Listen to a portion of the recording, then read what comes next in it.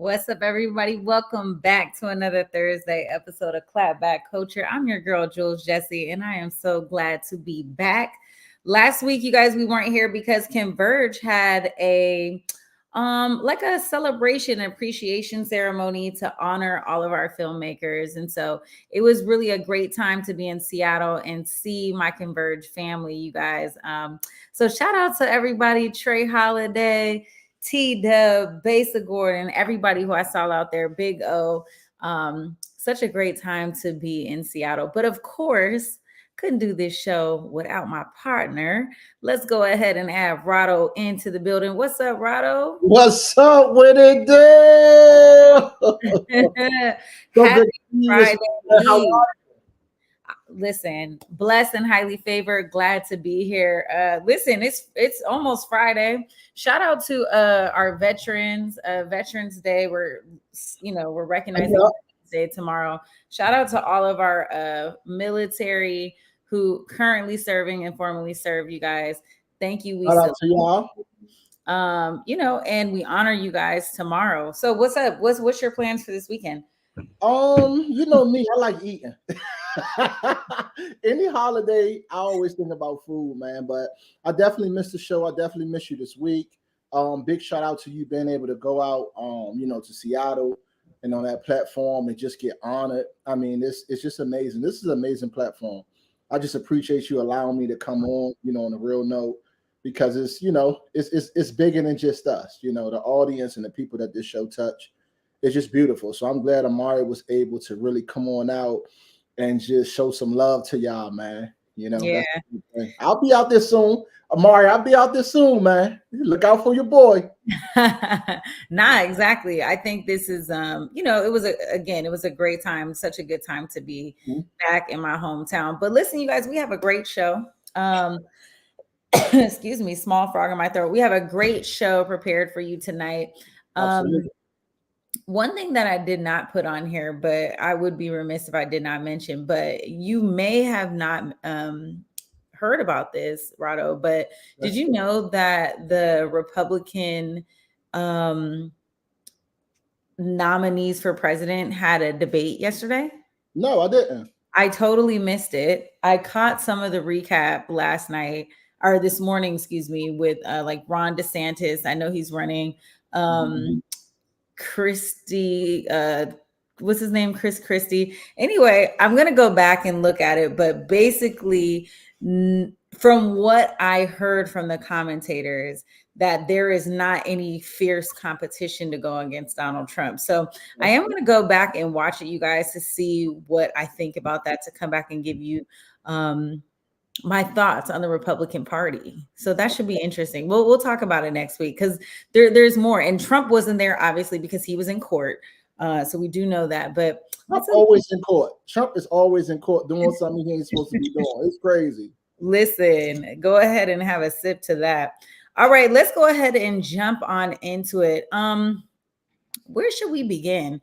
Let's start with this. I have a clip that I'm going to go ahead and pull up. Central Park Karen. I don't know if you guys remember her. Central Park Karen. Her name is Amy Cooper. In the beginning of 2020, in mid-COVID, when you could only be outside with a mask, there was the first Karen, and she was the Karen who went viral for that bird watching encounter and threatening the black guy in the park. So I have a clip to remind you guys, but I bring it up because here we are 3 years later. And listen, child, Central Park Karen is tired of hiding. She says she's been living in hiding for 3 years and she's just sick of it. Listen, but I want to remind you guys who this is. So let me go ahead and pull this up. She wants the time out, guys. She wants to be uncaring. She wants to be uncaring. Here's a clip to remind you guys who we're talking about. Let's take a look. Stop. Sir, I'm asking you to stop. Please don't come close to me. Sir, when this video of Amy Cooper calling 911 went viral in May, there is an African-American man. I am in Central Park. He is recording me and threatening myself and my dog. It fueled already heightened racial tensions in the U.S. and would end with Cooper losing her job and facing charges herself. I'm being threatened by a man in the Ramble. Please send the cops immediately. This morning, prosecutors say Cooper actually called 911 twice, the second time falsely claiming she was assaulted, a detail disclosed for the first time in a Manhattan courtroom Wednesday, where Cooper was formally charged with one misdemeanor count of falsely reporting an incident.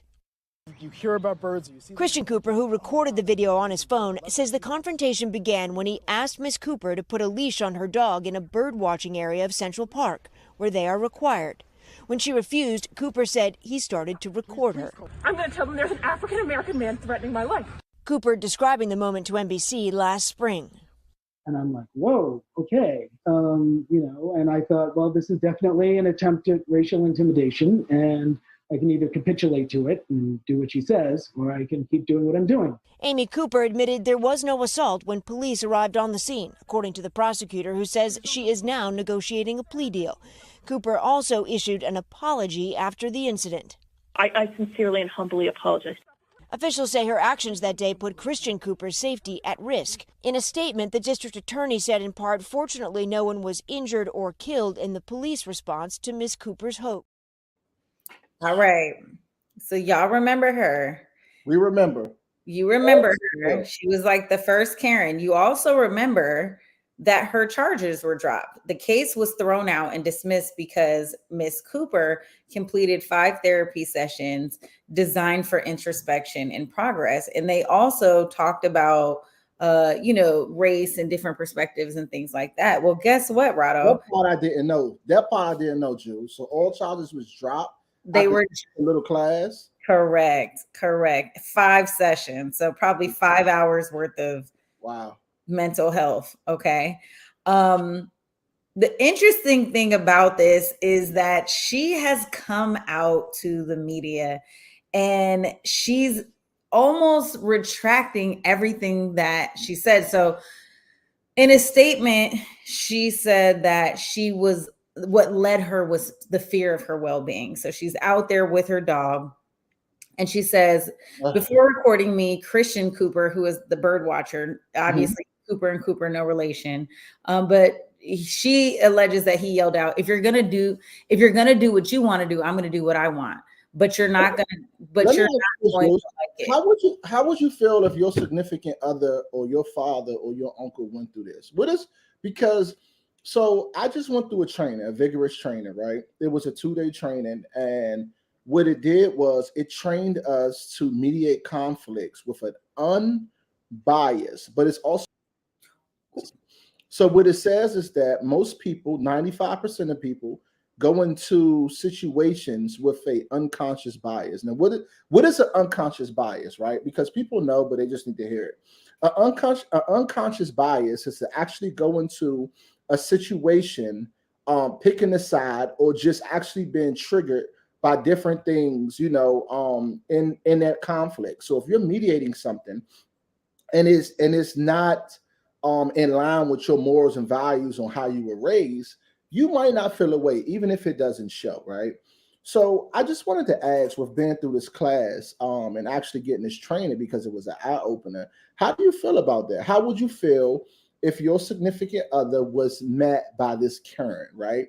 And my biggest issue is that a lot, and it is mostly women, I would say on my part, a lot of women can make a lot of allegations to men, not just white women, but sexual assault, whatever it might be. And they will get us locked up. We're in a time where allegations is more important than the truth. So what happens is that these allegations stick, and then once they stick, and the world doesn't care about the truth. So I just want to get your experience as a Black woman. How would you feel if your significant other was encountered by this Karen? I would feel threatened, immediately threatened. And I think, a part of what makes this story so egregious is that she's now coming out and she is continuing to play the victim. And so this entire thing about She took these counseling classes and, she humbly apologized. She's reached out to Christian to have a one-on-one conversation, though, obviously he hasn't responded to calls. Yes. But she says that essentially that she would not have reacted any other way, and that her mama bear instincts kicked in because of the dog. And, she had heard stories of people poisoning dogs in the park and blah, blah, blah. Then why was the dog wasn't on the leash if she heard about stories of the dog getting poisoned? Well, and again, right, exactly. I think what makes this story disheartening and to answer your question, I would say this: as Cairo grows up into being a Black man and being a man in general, it is very important that he puts himself in places, in spaces where he protects himself at all times. It's important to never put yourself in a situation where things can be misconstrued, whether that's with a young lady or any kind of, like, your safety is always the highest concern as a parent, right? As a wife, as a loved one, like it's safety first. And so in this situation, my first thing would be to like protect you. And I would say, listen, record it, bring your phone out, don't overreact, don't overly respond, right? Let law enforcement do what they got to do, but get it on tape, right? Because that seems to be the only thing holding people accountable, essentially, is that things are caught on camera. But, it's kind of like par for the course, right? Because her charges were dismissed, and here she is 3 years later saying, listen, I already lost my job. She got her dog back, and she's just tired of hiding, and she wants to be back in the public eye. Listen, Amy Cooper, we totally forgot all about you, Queen. Yeah. We wouldn't be able to identify Amy Cooper off the street. So you coming out into the blogs and trying to play victim over and over again, what it sounds like to me, Rado, is that her personal circle still remembers this, and they don't want to have the same association because they don't want to be in line with that. So no, Karen, you don't get to lie. You don't get to lie. You don't get to lie. And then all of a sudden people you are forgiven. Your charges were dismissed. You did exactly what you needed to do. Now go ahead and quietly move on. Goodbye. That's forgiveness. You can forgive and not forget. Period. Yep. Healing Broken Wing says she knows that America and the police will most likely support her stupidity. And that's the reason why my reaction would be to react on his behalf, mostly because I'm tired of it for all Black men. I agree with that. So one of the things that you said, and you didn't even notice it, what triggered me, when you first introduced the story, and a lot of people don't understand this, is the part when you said no one was hurt. That's probably going over your head right now. So in most instances like this, the only person that's hurt is the Black man, right? Mm-hmm. White people don't have to worry about the police hurting them when they're called on the scene. But we can be called on the scene for anything, indecent exposure, drunk in public, any allegation, no matter what it is. If the police involved, it is a chance for us to die. And America needs to start really understanding that that's our reality. It's not a joke. Statistics have shown that over and over again, we have been killed for the smallest of instances, right? And that's a real thing. So I'm glad that the police said it, but it's so sad that people are not triggered or understand this thing, right? You call the police on the scene and we're dead. And it's crazy. Because which is why she described him as a Black man threatening her. Yep. And called back a second time, which we did not know, right? We didn't see that in the viral video, but it was exposed in the court that she called back again and said that he had assaulted her. So you're right. I mean, it's one of those situations that you continue to perpetuate that stereotype that Black men are a threat. And that's why she did that. She used that description to put that man in a casket, and she just has to stand 10 toes down with that. It is what it is. She have to. All right, let's move on Next to our story. next story, you guys. Next story. This was crazy. I just actually saw this video 2 days ago. Couldn't believe that I saw it. But there is a man that imprisoned not once, not twice, but was imprisoned 3 times for kidnapping charges in a multiple day abduction of women in Akron. He just got caught kidnapping a girl. He was allegedly giving her a ride home.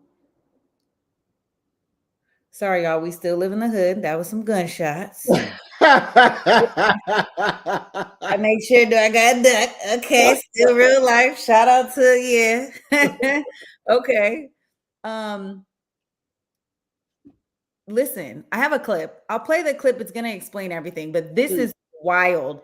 This guy kidnapped this girl. She was found 4 days later in a semi-detached garage / shed at an elderly couple's home.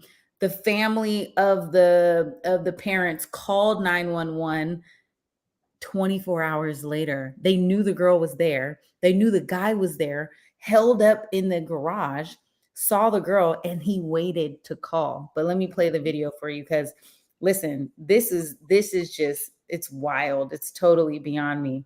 All right, here we go. Police surround a shed with guns drawn. They take into custody a scary-looking dude with facial tattoos. Then cops enter the shed. They are looking for someone. Is there somebody up there in the loft? It's an unforgettable sight. A ghostly figure slowly makes her way down a ladder. That's not makeup she's wearing. She's got 2 black eyes. Police say 23-year-old Chloe Jones was beaten with a baseball bat and held in the shed for 4 days before she was rescued. Chloe says she wants her face shown as a warning for other women. She says the accused kidnapper, 33-year-old William Mazengo, offered her a ride home in Kenmore, Ohio. She made the mistake of accepting and ended up in the shed where she was beaten. It turns out Chloe Jones wasn't his first kidnapping victim. He was convicted of kidnapping another woman in Ohio in 2017, but was released after serving only 18 months in prison. Now that victim, Mackenzie Maston, is speaking out. And the police were able to come in and swarm him, and he, the whole time during when he was getting in the cop car and everything else, he was screaming that he was going to finish what he started. When you saw her black eyes, did you have those same black eyes? Yes, it was one of the most scariest experiences of my life. I just can't believe that law enforcement and the court system is allowing him to keep reoffending. God bless that young woman, because I just cannot imagine, like, I'm shocked that this stuff is still happening. Like, people are out of control, man. Locked her up in the garage? Like, what are you talking about? And like a makeshift kind of garage at that. So, and let me correct myself. I said 24 hours, but the guy, William Mazengo, and the woman were found by a man who lives at the residence. Apparently they were up late. And he went to go in.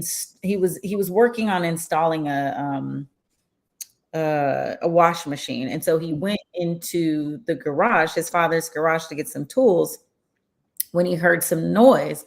And so, if you notice in the video, she was being held in like a makeshift loft, and he was like, he could hear somebody say, bro, and he was like, who is that? And he recognized the voice, so he knew it was William. And he was like, William, what are you doing in here? William, and him had an exchange of words, not anything too crazy. They had already kind of like parted ways with this individual a long time ago, but he got a look at the girl and he climbed up there. The girl said, can I come down yet? He saw the girl. She was bruised, black eyes, swollen face.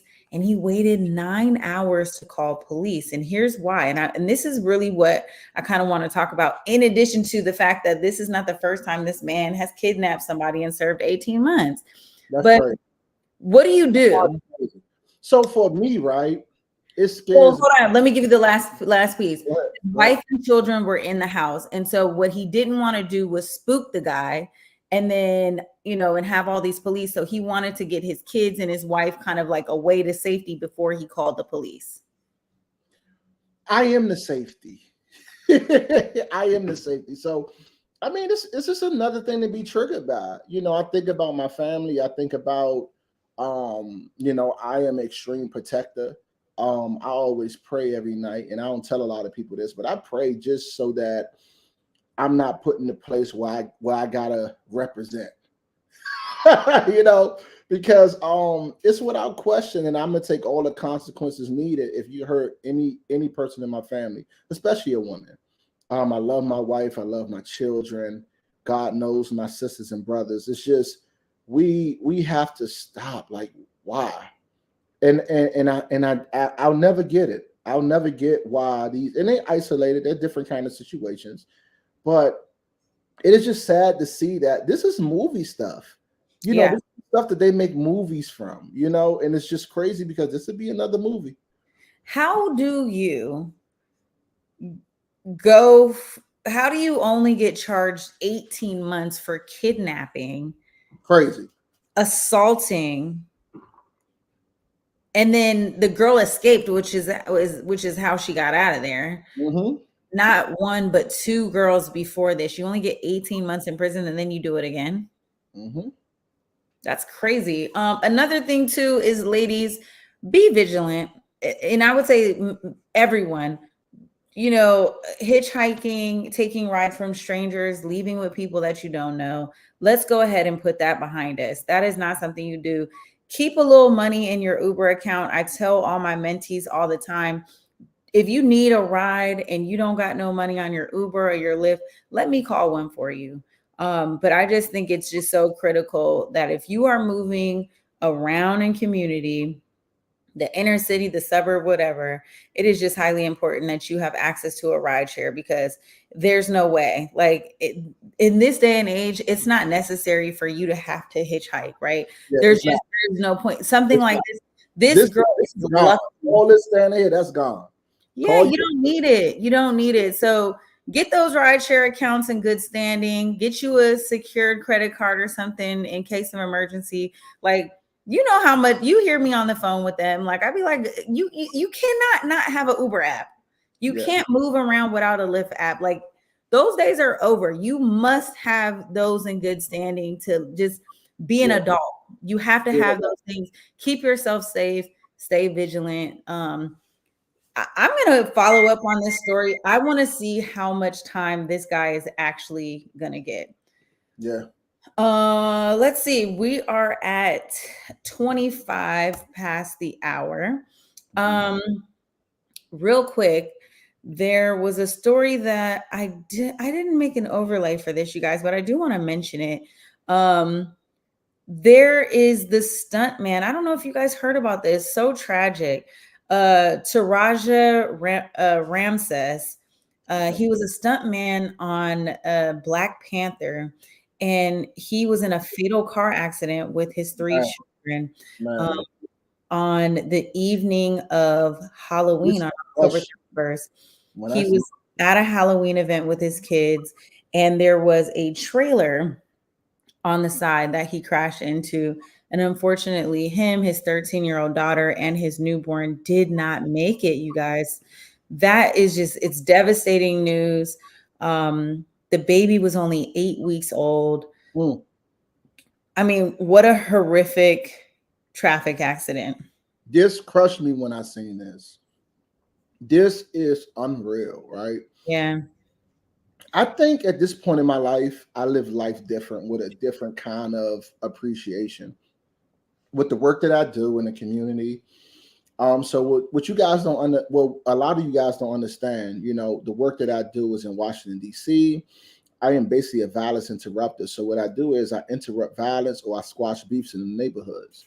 Well, part of that job is seeing a lot of death, a lot of trauma, a lot of shooting, a lot of things that I almost want to say would desensitize a person, but I'm kind of like the opposite, right? So I live life every day in a constant appreciation, because let alone do I see it firsthand, I also see the stories. I'm also seeing the blogs. I'm also seeing the news. Life is too precious, man. Life is too precious.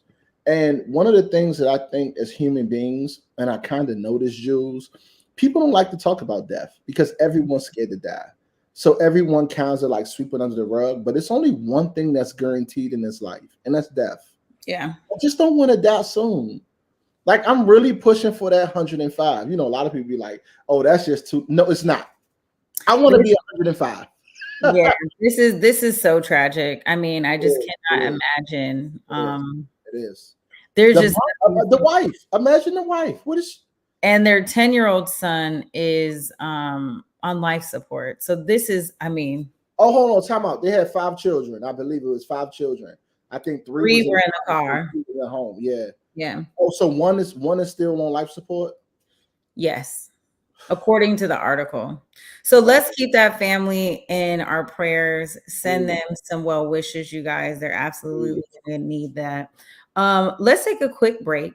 When we come back, I want to talk about Keke Palmer. She filed for custody for her son. Keke, stop what you're doing, Keke. More custody drama. Stay tuned. You're watching. Love you. How you riding? Hello, it's Marcus Trufant here, and for the month of October, Burger Master and the Trufant Family Foundation are coming together. The Trufant Jalapeno Burger is great. It's going down, and a portion of each burger sold is going right back to the community.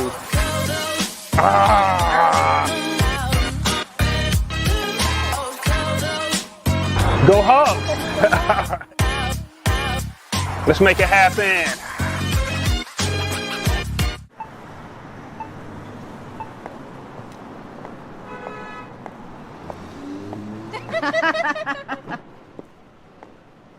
She can't be real.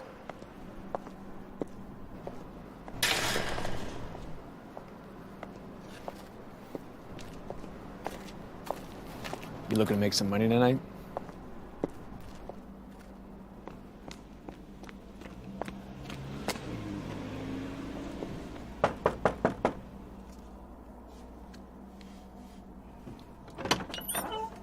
Daughter, come help me with dinner. Yes, Mommy. So I told her. Hey, hey.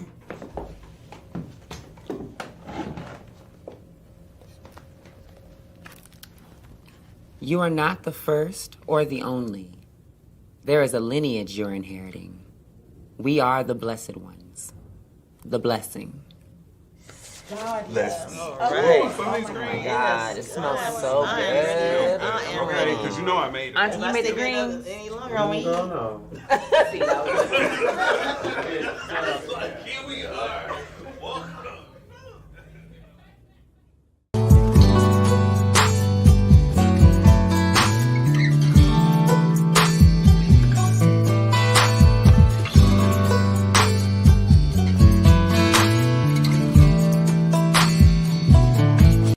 Big Tobacco thinks they know everything. They think they know you, your community, the places you go, and the way that you spend your time. They think they got you all figured out, down to a formula, a calculation based off of numbers of what they think they know. Show them they're wrong. Learn more at theythinktheyknowyou.org. Welcome back to Clapback Culture. I'm your girl, Jules Jessie. And I'm Rado. Email with the Gmail. So listen, Rado, email with the Gmail. Your girl, Keke Palmer, is coming through, filing for full custody of that beautiful 8-month-old baby. Amid that drama with her baby daddy, Darius Jackson. Okay, so listen, this is no surprise to anybody. We knew that it was turbulent times following that Usher concert, honey, when the man had to go ahead and delete his Twitter because Twitter was coming for him. He, wanted to correct Keke for her outfit. She had them cheeks out. She was throwing it back on Usher. She was just doing a lot, honey. And guess what? She's just doing a little bit more. So neither one of them have released a statement. But the court documents have come out, and Kiki is absolutely taking legal action for custody of her baby son. Listen, Kiki's saying, listen, I'm going to pay for the birth, the reasonable expenses of pregnancy and birth. She also noted in the legal papers that the court may make orders for child support and issue an earnings assignment without further notice to either party. So we know I guess this is confirmation that they broke up. Not really. So two things, right? The first thing is, Kiki, I'm so disappointed in you. I'm tired of you. All of this over your man telling you to put some damn clothes on. This is why so many single women out here, because women do not know how to hear. Listen to me, women. You guys do not know how to hear the voice of a man. Your man is telling you that he's upset about you showing your goods to another man, and this is how it turns out. So shame on her for that, right? But so it's two things about this. I did jump off the ledge first, Jules, and I was like, oh no, she's being petty. But one of the things that I've learned is that it says that she can also be taken full custody, so that in the event that they do break up, the baby father can get spousal support or child support from her. So that's a cool angle. So basically what they're saying is that if nobody had custody, the baby father could file custody and get an allowance, obviously, and kind of get money from her, $20,000 from her a month. So I think that's one of the reasons why she went ahead and filed. Needless to say, it's just messy because he doesn't give that, but at the same time, you just never know. You know, just like a woman scoring, a man can be scoring too. But I'm just disappointed with the culture. You know, I have to say this. Kiki is the culture. She's a part of the culture. She is a front runner for somebody that we claim. You know, on Dave Chappelle, when he was like, when they had that draft with the whole races and stuff, and it was like, whites, no, we don't want you. With blacks, we're going to take Kiki no matter what. But Kiki, at the end of the day, your argument or the reason why you left doesn't hold any water. You were wrong. I don't care anything about what people are going to say is her body. No. When you get into a relationship, it is an agreement for you to be respectful to each party. Then it doesn't matter what that means, but in a relationship, you owe your partner that kind of respect no matter what. Yeah. It is no way that you can feel you're in the right, no matter if you're an actor, no matter what you are, for being out here dressing provocative and dancing on another man. Yeah. I don't know what you have to say. And at the end of the day, I would agree. That's why you guys split. And now that's why you guys are going through this whole court process. So I hate it. You know, I really do hate it, because before all of this, they were such a good couple. Somebody that supported her. We have a great story when you seen her in the mall, seeing him. You know, it was just a lot of different things, man. I just really hate that, because, you know, now we're sitting here with a family that's split. You brought the court system into your business. They're never leaving once you bring them into your business. And now we have another broken family, and this could have been a different kind of situation. Fill us in, Jules. I agree. I agree that I think Kiki jumped off the deep end. You know, she had this baby and she blew up, right? And I think she may have allowed that buzz, you know, to get her a little bit too hype. And I think she kind of forgot where she was. You know, it's also really important, women, that when you are in a relationship with a man that you care about, that you respect, it's not about control, right? Like there are couples like Sierra and Russell Wilson, and Russell reinforces, you know, Sierra to be overly sexualized and wear whatever she wants. Darius has clearly said, like, I ain't with that. You know what I'm saying? He's not in agreement with this. I would also like to give you some more tea that Darius was on Twitter, and, you know, he had a couple little cryptic tweets, basically just talking about being like heartbroken and, you know, how come nobody's worried about how he feels in this situation. I also think there is a power dynamic, right? Yes, Kiki absolutely. is extremely successful. Mhm. She's even more polarized post baby because she has this gorgeous postpartum body, and she's embracing that, and she's also embracing the fandom that kind of came with it. And I think he got lost in transition of that, right? And so for whatever reason they broke up, we do know that he absolutely was not in support of the way that she behaved at the Usher concert. And in addition to the outfit, right, it was because it was so much bigger than the outfit. It was the outfit, but it was also her behavior in the outfit. And then Kiki just doubled down and jumped in the video with Usher. She's in his new boyfriend video. Child, listen, Kiki's out here living her best life. I'm sad for her. It's a lonely place at home, ladies, when you do this. At the end of the day, it's only but so much comfort that your fans can give you. You know, I love this comment right here by Scott. Shout out to Scott. Thanks for tuning in, Scott. What's up, Scott? Some marriages don't get that we are a team. Whatever you do is on us. Don't do nothing to disrespect the team.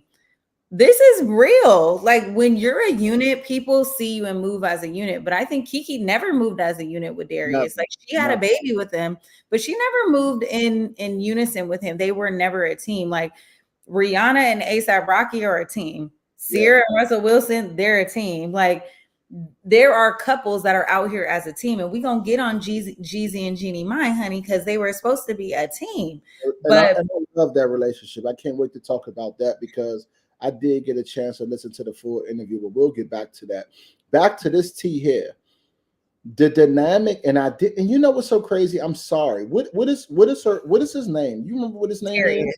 Who? Okay, what? Kiki Palmer's baby father? Yes. Darius Jackson. Okay, so Darius Jackson, right? At first glance, I thought he was a Russell Wilson. I thought he was someone who was kind of like that laid back kind of guy that you could run over.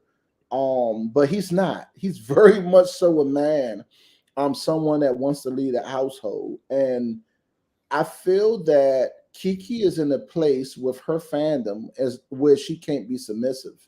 And it shows because I would be pissed if my significant other went out and was dancing on Usher. One, women, you have to start understanding this. And I'm talking to everybody because I want you guys to learn something, and you need to learn it right now. When we choose a woman, okay, not side women, not thotties, not women that we're just sexually involved with. When we claim someone in public, that person is someone that we're invested in. That's someone that we have a soul tied to. That's someone that we would die for. When you go out and parade yourself to another man, I don't care how thorough your guy is, how much he don't show emotion, how much he act like he's nonchalant, you crushing him inside. Because at some point, and I hate to use this word property, but that's how we look at our women, right? And there should be a pride in that because I can understand how that feels, and people are going to eat me up when they say, I'm no one's property. But guess what? You are, because you want us to die for you. You want us to protect you. You want us to be there to do all these manly things, right? So guess what? We expect you to act accordingly, right? As men, we're naturally conquerors. So when we conquer a woman, it doesn't mean that you need to lay down and not be yourself or that you can't evolve, but you can't do anything to even insist that another man can have you. Insinuate. Yeah, exactly. It's just not a good feeling. It's not. And the same goes the opposite direction, right? Like you would, in a relationship, you require that your partner not put themselves out there to look like they're an opportunity. Here's the thing. You can go out and you want your spouse to go out looking like a snack. You can look like a snack. But ain't just to nobody let mad about that. Now, can I say this though to you, Jews? Now let's imagine that Darius was out here being like the other guys. G Herbo. Future. That man at home taking care of the baby, being a good husband, being faithful. not being out here in the blogs, touching other butts and doing stuff, but it's you. So it's just y'all got to figure it out, man. I really think if they invest the right way into themselves, I think they got something good. Yeah, I think they have something good. It's over. Let me tell you something. Darius absolutely should go ahead and move on, in my opinion, because she has already shown that she is not prepared to be in a relationship. Lori's available, Darius. Oh Lord. Darius, don't do it. We don't got no clip for that, do we? We don't. Okay, I want to end this on this topic on this note and just say this, you guys. Okay. Partnership. When you get into a relationship, you are in agreement. There is the written or unwritten, right? Either you got a prenup or you just whatever those rules are within your relationship, abide by them. The moment that you jump out here and you allow other people into your relationship to say, girl, he don't want you wearing that dress, you look so good, he don't want you to, and listen, whatever you agree to with your partner, when you want to change those rules, you need to go back to your partner and say, hey, listen, I want to renegotiate this deal. How do you feel about this? I mean, I love that, Jules. I love that. Oh my goodness, you're saying things that's no one's going to catch that. What you just said was you felt differently about the agreement, but you went back to your partner to renegotiate the agreement. That means everything to a man, because we don't love like women love. We love with respect. You love with your heart. We love with respect. That's our love language. All men, I don't care what you say. So for you to come back and say that and be able to come back and give us that chance to say, let's renegotiate that thing, or no, that's what it is. Right. That shows the utmost respect, and we'll love you even more. Girl, you better, Jules, you better stop preaching tonight, girl. You better stop that. I'm loving the head too. Let me tell you how to keep your man, ladies. Period. 101. Keep your man 101. Period, sis. Let's get it though. What we next? What's the next topic? We gonna roll right into this Jeezy story. I wanted to show you.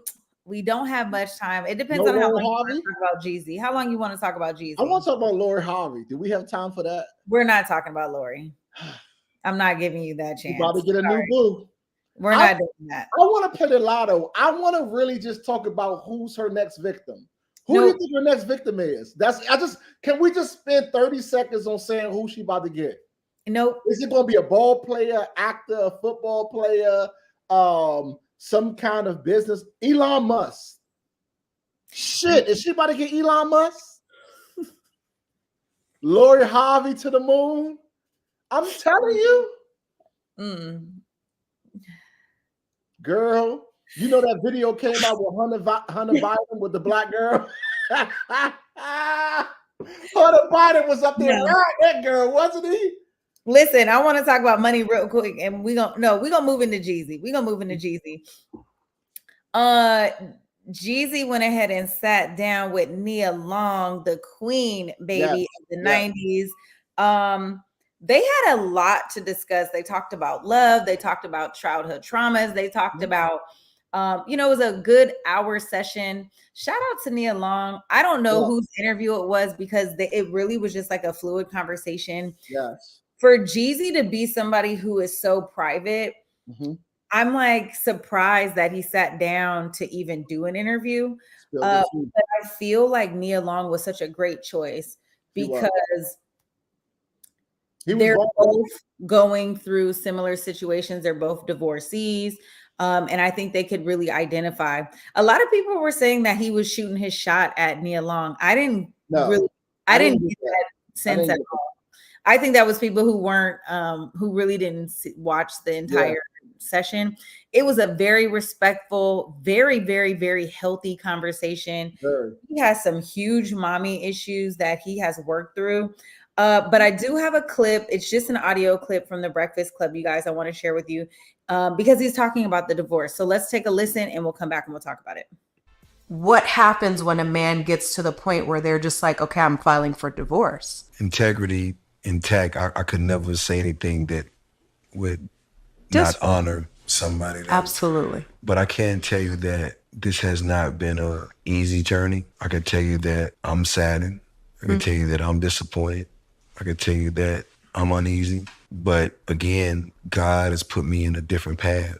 And that path is going to entail for me to take care of myself, and I can only do what I can do, right? And I can't expect someone else to do what I'm doing. But did you go to therapy with her? Yeah. Okay, that's good. Right. So you actually addressed it, right. tried to work through it, tried to do the work, and it just was like not happening. No. Well, then you tried. Okay, you guys, listen, that's just one clip. Please make sure you guys go and look at the video. It's on Jeezy's YouTube.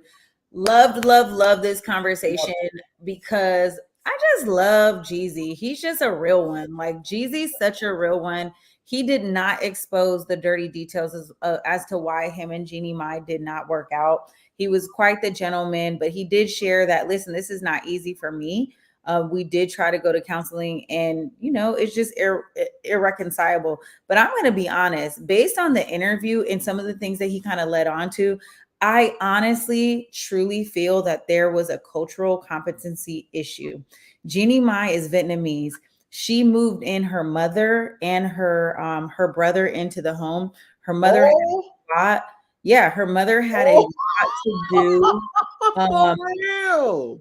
But Jeannie Mai, Mama Mai has always been a big part in Jeannie's life. And a lot of Asian cultures, they come from a collective culture. So having a lot of people in the house is not foreign to them, right? Like, it's not foreign to the Black family though that's trying to lead.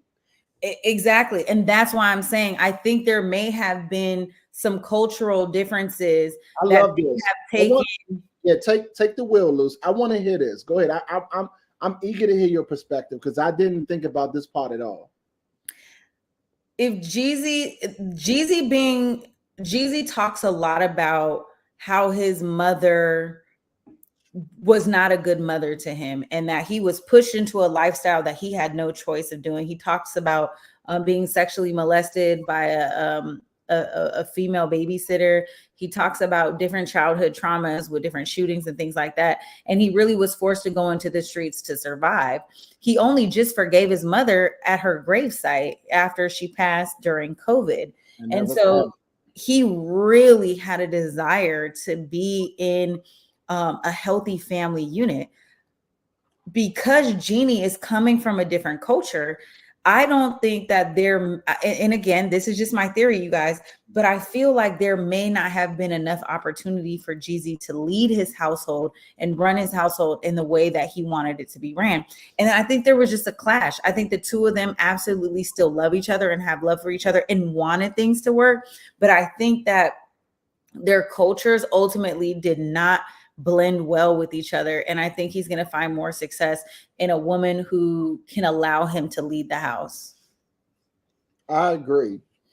Oh man, it's so many aspects to this, right? So this interview, for one, I feel so people really don't understand that this is the first time we're hearing from Nia Long, right? So we never got a chance. So to back up a little bit, there was a huge breakup. Nia Long was engaged to the coach of the Boston Celtics, right? Mm-hmm. And they had a tumultuous. And they had a terrible breakup due to him sleeping with the owner's wife or girlfriend or whatever the case may be. But she had never came out, right? And then you have this big scandal with Jeezy filing for divorce and us not understanding where it comes from because it's rare for the male to usually file for a divorce. Mm-hmm. In 75% of the instances, usually the woman files for divorce. So now we have been basically salvulated, trying to figure out what's going on with Jeezy. We kind of forgot about Nia Long, but we're still interested in Nia Long. Oh, yeah. And I say this because we have never heard from Nia Long ever, guys. Not like this. Yeah. Before her scandal, we have never heard Nia Long speak as a regular person. We've known her from her countless roles, from her countless different personalities, and we love Nia Long, but we have never just heard Nia Long. We finally get a chance to hear Nia Long, and she is a Black woman to the core. She's from Crenshaw. I've learned so much about her in this interview. She's from Crenshaw. She talked about how she only dated drug dealers because that's all that she had in her neighborhood. I think people are saying that there was flirting because she kept referencing that Jeezy was the kind of guy that she dated in the past, and that he could really relate to him due to the fact that she was so used to his personalities. They're from the same culture. They had such a natural chemistry. I think maybe people were picking up on that. They had a very healthy conversation. It was like they both was in the bed or something. It was phenomenal how much. And here's my kind of like my gripe at the blogs, because the blogs picked up the clip where Jeezy was like, it's fascinating to me that that men cheat, you know, for whatever reason. And there was so much more to that conversation than that little 1 minute clip of him saying that, because I don't really think he's saying I'm totally fascinated by that. What he was kind of alluding to is like the type of man that I am and the things that I've gone through. I'm never gonna put myself in a trick bag like that. Absolutely. And that's what he was saying. He's like, real men don't put themselves in trick bags. Like real men who are ready to not boys, men who are ready and prepared to take care of their families don't cheat. That's what he was saying. And I just think they had such a healthy dialogue. Nia Long did talk a little bit about how important it is for women, Black women, to be able to step in and live in their feminine energy. Listen, ladies, there is a place for us as Black women to just thrive and live in our softness and not have to always be so strong. And she talked about raising her sons, you know, and having to kind of bring them through that. But she really just talks about like, you know, she's surviving this. There's days where she feels excellent. And then there's days where she's just like, why does this have to be so hard? And I love that she was so candid and honest about that. I think the two of them just had such a great, it's a good, very, very healthy, healed conversation. You know why though? Because they're both so real. So they trust the realness. Yeah. What was so when two people are real, there's a vulnerability because you don't have nothing to prove to each other. Yeah. Right? It's like they both got money. They both been movie stars. They both have been at the top of their careers at some point. And now we just sit down and just talk about the simple things. Yeah. They are older with kids, responsibilities.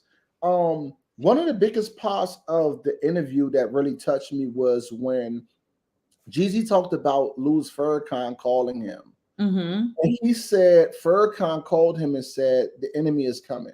And Jeezy was like, I couldn't understand. He was like, nah, I love my enemies, you know, in the hood, right? He's like, it was very traumatic because Jeezy also spoke and said that he got dressed every day fresh because he didn't know when he was going to die. And he wanted to be dressed fresh in the event that he got killed. He wouldn't have on dirty drawers, dirty socks, or dirty clothes. And that hit him so different because he said that spiraled his life in a different way. But let's get back to the Louis Farrakhan part of it. He basically said that Louis Farrakhan was reaching out to him because he switched it up. No longer was he talking about drug dealing, killing, and that shit. He had switched up the music and was talking about more progressive and more positive things. And how to build up, talking about business and entrepreneurship. Yes. And he said that it was identical to NWA when they got arrested. He said he went back to he was in the backstage about to perform, and there was over 70 police officers there to lock him up. And he said that's what things changed for him because through his incarceration, which was very brief, he's seen a lot of people really didn't care. It was just such a really, really good interview. He's Nia Long, she was good. She came out. She did not allow him to duck allegations about his wife, and he was very, like you said, Jules. He protected her and was like, "Look, I'm not going to say anything bad. I just know that I'm disappointed. I went to counseling. I tried to do everything in my power to get us to a place, but it just wasn't what I needed." Right? You know what I thought you would have loved about this interview, and this is, I didn't think you were going to go that way. You talk about this all the time about, like, at this season of your life, you are no longer going to allow anybody to decide. That's where I thought you were. Baby, I was getting there. Trust me. Okay, well, listen, we at the end of the time, so you better get to it. I honestly, so one thing that you guys may not know about Rado, and I'll just sum it up real quick, is that he always talks about in this chapter of his life. And when I heard Jeezy say it, I was like, oh my God, that's Rado. I am no longer going to allow anything or anyone stop me from doing and living my life the way that I want to live. I'm too old for that. And I've already spent enough time wasting on trying to be everything for everyone. And Jeezy was talking about, how he's choosing to reclaim that power, that self-power. And so, he talks about, like, listen, my relationship with Jeannie, I leave it with a heavy heart and I cherish those times. But for me, I'm 46 years old. I ain't doing that. I'm not going to change all these things for anybody anymore. It's funny because it's crazy how you can come out with your stance and be so refreshing. I did not think about cultural competency. I didn't think that was a thing, but now I'm like, I side with you so much because I really can't see anything other than that. Mm-hmm. Her bringing her family in, her being stern on what she believes in. There was an instance where Jeezy was like, do not have my child going to a different daycare outside of the home. It was different things because she can't understand how he's been shot at, how he was almost killed, how he grew up in the hood, how he was molested. Like, there's so many things that he brings to the table, and he has a desire to protect. He has an obligation to protect. Yeah. And when you marry someone, and again, there is an agreement between partnership to say, these are my must-haves. These are the things I'll bargain on, and these are my deal breakers. And I think they just reached a point where they could not reconcile. I mean, Jeannie Mai is a great woman. And I love her on her commentary. I think she has a lot of great things that she brings, great qualities that she could bring to a relationship. I can't see her being with a dominant Black man like Jeezy. I can't. But there's so much I want to say, but we are out of time. We're out of time. I'm going to catch y'all next week. We're going to talk about this. We're definitely going to talk about Lord Harvey going to the next man. We're not. A lot of us see what's going on. But when you are not here, Jews, where can they find you? Listen, you guys can find me on Instagram, Twitter, and TikTok at Treasure of JULES. You know what it is. I want to say thank you to everyone who wished me so much birthday love. You guys know words of affirmation is my true love language. So thank you for pulling up, saying happy birthday. Make sure you guys pull up, follow me. Let me know what you want to talk about next week. And as you know, you can find me on every platform at Rado007. That's RODDOE 007. Also, you can catch me at Gmail. Listen, man. We love y'all. See you guys next week. Until then, stay peaceful. Peace.